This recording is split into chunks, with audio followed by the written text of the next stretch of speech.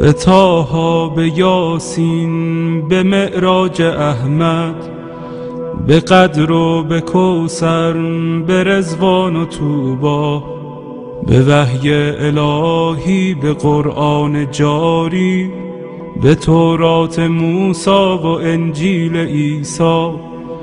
بسی پادشاهی کنم در گدایی، چو باشم گدای گدایان زهرا. چه شبها که زهرا دعا کرده تا ما همه شیعه گردیم و بیتاب مولا.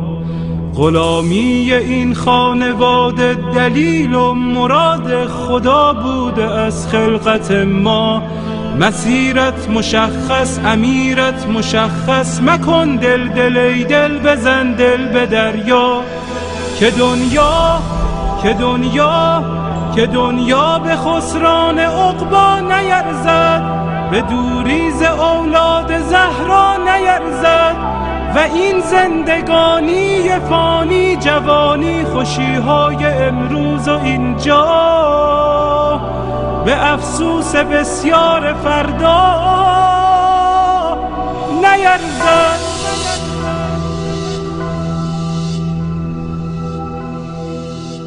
اگر عاشقانه هوادار یاری، اگر مخلصانه گرفتار یاری، اگر آبرو میگذاری به پایش، یقینا خریدار یاری.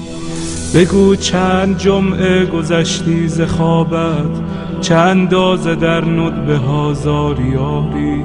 به شانه کشیدی غم سینه اش را، و یا چون بقیه تو سربار یاری.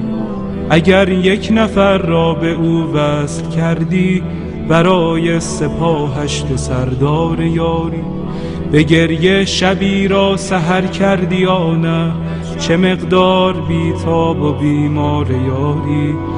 دل آشفته بودن دلیل کمی نیست، اگر بیقراری بدان یار یاری. و پایان این بیقراری بهشت است،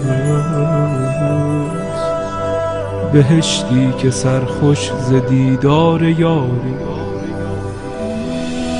نسیم کرامت وزیدن گرفته، و باران رحمت چکیدن گرفته. مبادا بدوزی نگاه دلت را به مردم که بازار یوسف فروشی در این دوره بد شدیدن گرفته. خدایا به روی درخشان مهدی، به زلف سیاه و پریشان مهدی، به قلب رعوفش که دریای داغ است، به چشمان از غصه گریان مهدی، به لبهای گرم علی یا علیش، به ذکر حسین و حسن جان مهدی، به دست کریم و نگاه رحیمش، به چشم امید فقیران مهدی، به حال نیاز و قنوت نمازش، به سبحان سبحان سبحان مهدی، به برق نگاه و به خال سیاهش، به عطر ملیح گریبان مهدی، به حج جمیلش، به جاه جلیلش، به صوت حجازی قرآن مهدی، به صبح عراق و شبانگاه شامش، به آهنگ سمت خراسان مهدی، به جان داده های مسیر عبورش، به شهد شهود شهیدان مهدی. مرا دائم الاشتیاقش بگردان، مرا سینه چاک فراقش بگردان. تفضل بفرما بر این بنده بی سر و پا، مرا همدم و محرم و همرکابه. سفرهای سوی خراسان و شام و عراقش بگردان. یا مهدی،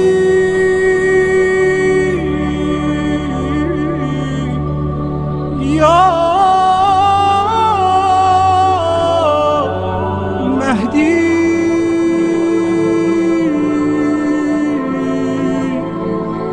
مددی